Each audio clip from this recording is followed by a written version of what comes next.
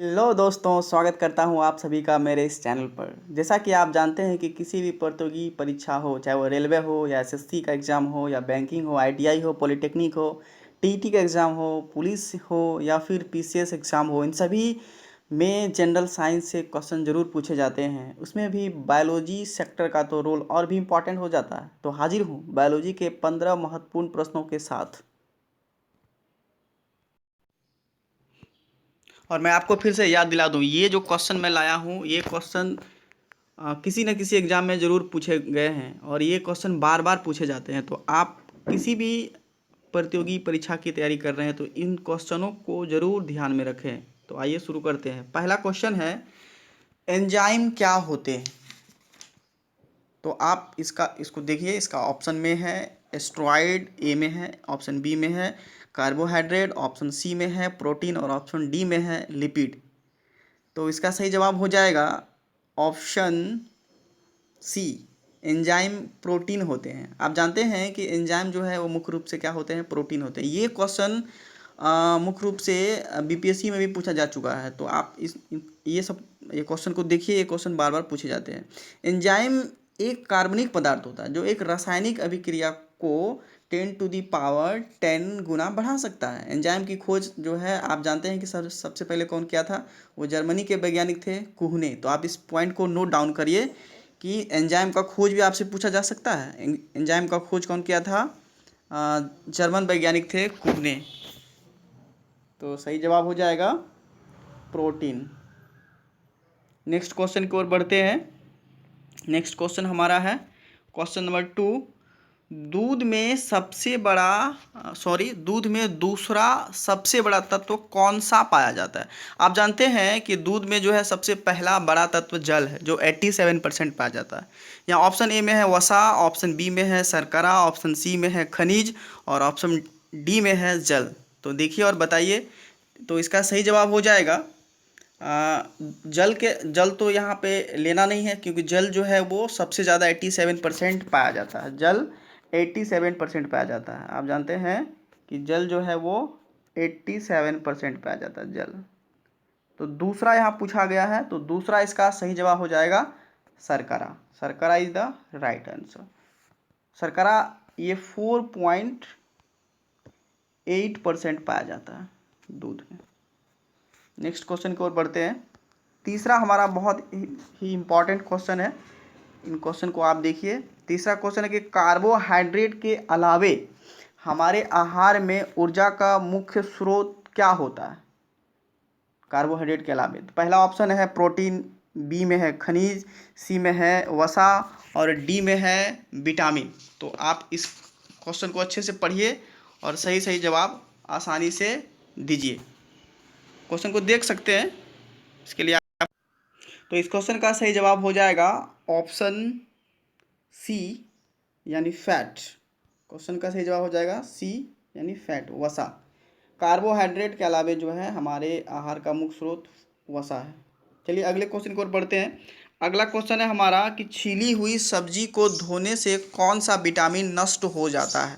Option A में है vitamin A, option B में है विटामिन डी, ऑप्शन सी में है विटामिन ई और ऑप्शन डी में है विटामिन सी। तो आपको बताना है कि जब हम सब्जी को छील लेते हैं उसके बाद धोते हैं तो कौन सा विटामिन नष्ट हो जाता है। बहुत इंपॉर्टेंट ये क्वेश्चन है, कई बार एग्जाम में पूछा गया है। तो बताइए, सही जवाब इसका हो जाएगा ऑप्शन डी यानी विटामिन सी।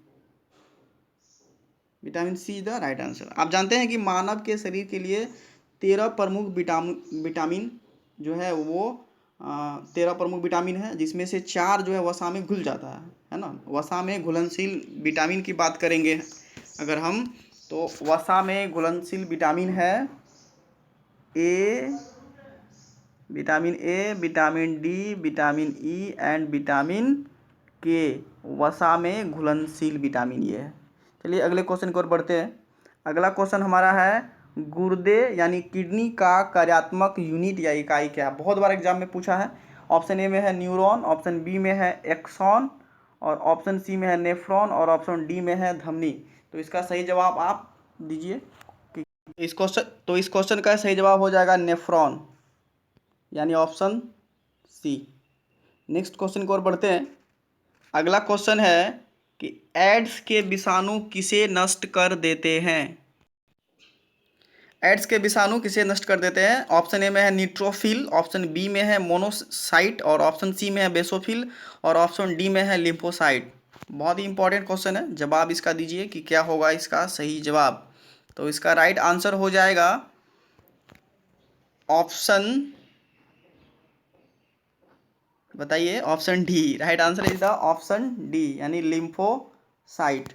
आपको बता दें कि लिम्फोसाइट जो होता है उसमें वो क्रॉप्सलेस श्वेत ब्लड क्रॉप्सल्स होता है, यानी लिम्फोसाइट जो होता है उसमें वो कणिका विहीन होता है, और यह श्वेत रुधिराणु की संख्या जो का लगभग 20% से 30% के बीच होता है ना। और ये लिम्फोसाइट जो है दो प्रकार का होता है, बी लिम्फोसाइट और टी लिम्फोसाइट। चलिए नेक्स्ट क्वेश्चन की ओर बढ़ते हैं। नेक्स्ट क्वेश्चन है मानव मस्तिष्क में कितने निलय होते हैं। बहुत ही इजी क्वेश्चन है, इसका जवाब सभी से सही होना चाहिए। तो इसका सही जवाब हो जाएगा ऑप्शन बी, यानी 4। नेक्स्ट क्वेश्चन की ओर बढ़ते हैं। अगला क्वेश्चन है हमारा, हाइपरटेंशन शब्द किसके लिए प्रयोग किया जाता है। बहुत अच्छा क्वेश्चन है। हृदय की गति तेज होने के लिए, ऑप्शन बी में है हृदय की गति धीमी होने के लिए, ऑप्शन सी में है रक्तचाप घटने के लिए, ऑप्शन डी में है रक्तचाप बढ़ने के लिए। तो आप बताइए कि इसमें कौन सा आंसर सही है। तो इसका सही जवाब हो जाएगा, बताइए क्या हो जाएगा इसका सही जवाब।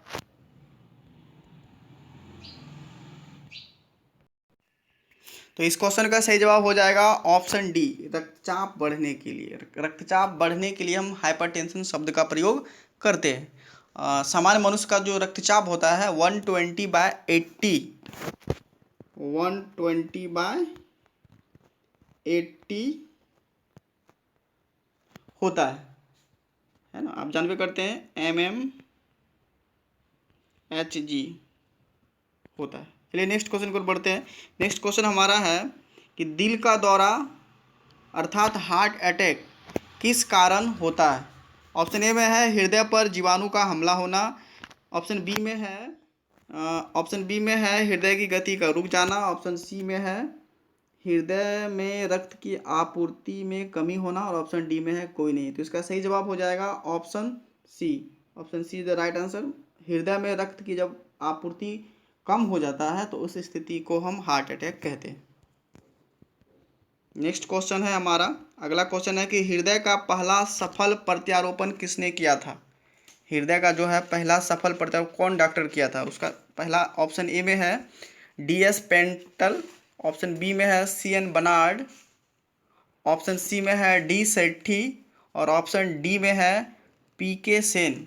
तो इसका सही जवाब हो जाएगा CN Barnard. Doctor CN Barnard पहले वो व्यक्ति थे जिन्होंने हृदय का सफल प्रत्यारोपण सबसे पहले किया था। अगले क्वेश्चन की ओर बढ़ते हैं। अगला क्वेश्चन हमारा है कि मानव शरीर की सबसे बड़ी मिश्रित ग्रंथि कौन सी है। तो ऑप्शन ए में है थाइमस, ऑप्शन बी में है अग्नाशय, ऑप्शन सी में है यकृत जिसको हम लीवर भी बोलते हैं, ऑप्शन डी में है स्प्लीन या प्लीहा। तो सही जवाब बताइए। मिश्रित ग्रंथि की बात करेंगे तो ये हो जाएगा हमारा अग्नाशय। अग्नाशय सबसे बड़ी मिश्रित ग्रंथि है। वहीं अगर हम ग्रंथि का बात करेंगे, हमारे शरीर का सबसे बड़ा ग्रंथि की बात करेंगे तो वो लीवर हो जाएगा, लेकिन मिश्रित ग्रंथि का बात करेंगे तो अग्नाशय हो जाएगा। चलिए नेक्स्ट क्वेश्चन की ओर बढ़ते हैं। श्वसन का नियंत्रण मस्तिष्क के किस भाग से किया जाता है। ऑप्शन ए में है घ्राणपाली, ऑप्शन बी में है मेडुला ऑब्लांगेटा, और ऑप्शन सी में है अनुमस्तिष्क, डी में है कोई नहीं। तो इसका सही जवाब हो जाएगा ऑप्शन बी, यानी मेडुला ऑब्लांगेटा। नेक्स्ट क्वेश्चन की ओर बढ़ते हैं।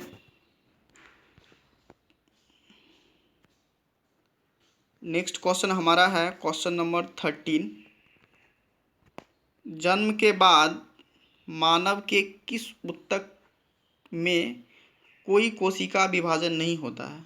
ऑप्शन ए है आपका कंकाल, ऑप्शन बी है जनन, ऑप्शन सी है तंत्रिका और ऑप्शन डी है संयोजी उत्तक।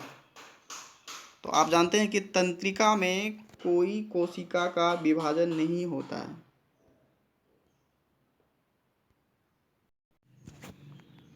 मानव में तंत्रिका उत्तक में कोई विभाजन नहीं होता है, तो इसका सही जवाब हो जाएगा तंत्रिका।